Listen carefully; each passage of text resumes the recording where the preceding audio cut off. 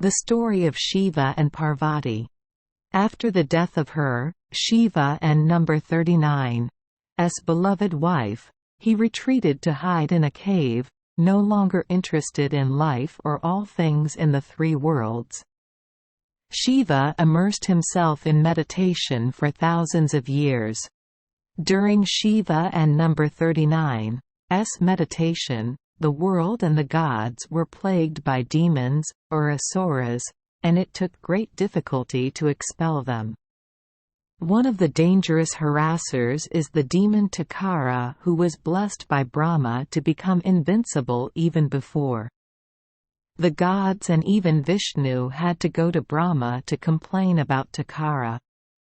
Lord Brahma honestly recounted his excessive blessing, but also revealed that he had been careful when asking Takara about the person who could destroy him. According to the Sura Purana version, Takara replied that he would be destroyed by the one born from Shiva and number 39's semen. But the misfortune is that at this time Shiva does not care about women, and no one knows whether there is any woman worthy of making Shiva and number 39's heart flutter or not. God Brahma sadly came to complain to the great goddess Mahadevi. The goddess agreed to transform into a woman to marry Shiva. Mahadevi was born as the daughter of the mountain god Himavat, the god who governs the Himalayas and is also a great worshipper of Shiva. Just like the curse Shakti made before his death to be reborn as the child of a worthy father. Respect. Her name is Parvati. As fate would have it, from birth, Parvati had the image of Shiva in her heart. From the age of 14, little girl Parvati went every day to the cave where Lord Shiva meditated in the Himalayas. She brought him flowers and food, then spent hours just looking at him. Little Parvati gradually realized that she was in love with a very cold man, because Lord Shiva never paid attention to her. When they saw Parvati and number 39's innocent, infatuated eyes, the gods and Brahma were very happy. They thought of a way to help Parvati conquer Shiva and decided to summon the god Kama, desire, also the god of love, and his wife Rati. Kama was the son of Brahma, who persuaded his son to go to Shiva to help Parvati. At first, Kama refused because he knew that trying to shoot an arrow of love at Shiva would make the god angry. However, Brahman convinced him to do so to awaken Shiva as well as restore balance in the universe and destroy the demon Takara. Reluctantly, the god of love and desire and his wife sneaked up to Shiva. Everywhere they went, from the clouds to the trees were in full bloom, and the atmosphere was filled with the smell of passionate love. The birds in the trees sang like love songs. That atmosphere made Parvati intensely excited. She loved Shiva even more, her innocent eyes became gentle and loving, her cheeks turned pink and she still attentively observed the person she loved. God Kama raised his flower bow, aiming straight at Shiva and number 39's heart. But even though he was meditating, the god still recognized the scent of love. He opened his eyes and saw Parvati looking at him. Lord Shiva immediately understood everything. He was angry at the disturbance, so he used his third eye to burn Kama. Kama and number 39's wife Rati mourned, and Parvati also began to cry.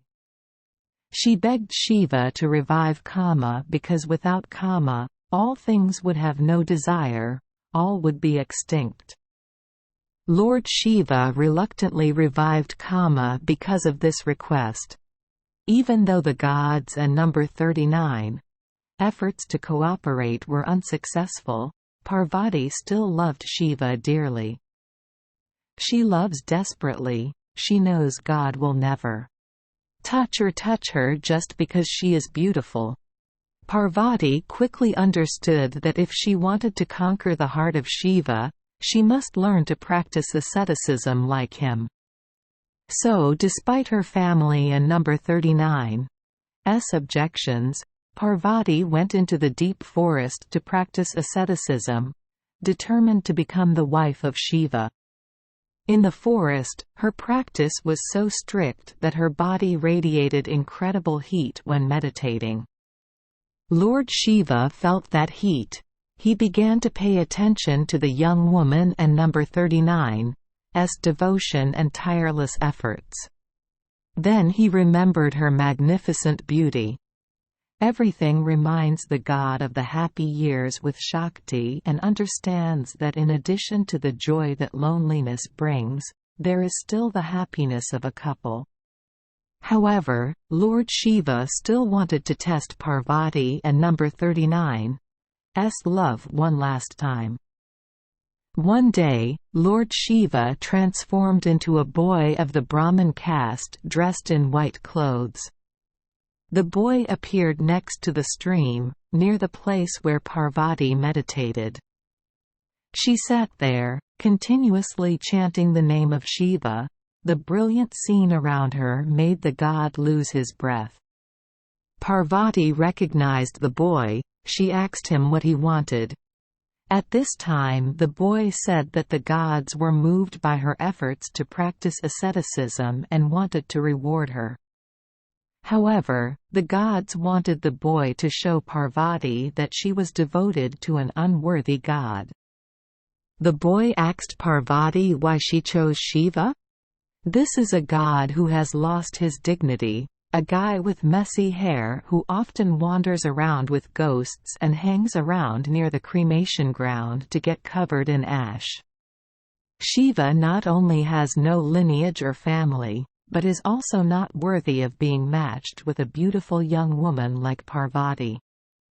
Therefore, the gods suggested that she choose Vishnu, the dream god of young women, the protector, who is both handsome and the master of love. If she chooses Vishnu, Parvati will certainly have a good life." Upon hearing these words, Parvati became angry. Her whole body was on fire so much that even Shiva was surprised. She replied to the boy that Shiva was her worthy husband, her love and also her god. Still not appeased, she added that Shiva has no lineage because he is the source of all lineages, and because the boy had come to her and insulted Shiva, she asked him to leave. Just waiting for that, Shiva immediately appeared in his true form. He gently said to Parvati, "Become my wife. You have conquered me. I want to marry her immediately to make up for lost time." However, Parvati thought of her mother. She convinced Shiva to take her home and the wedding between the two was held in the joy of gods throughout the three worlds. Thank you for joining us for today's fairy tale. We hope these stories bring joy and meaning to your day. If you love our channel, please hit the subscribe button so you won't miss any exciting tales. Wishing you a good night and sweet dreams. See you in the next story.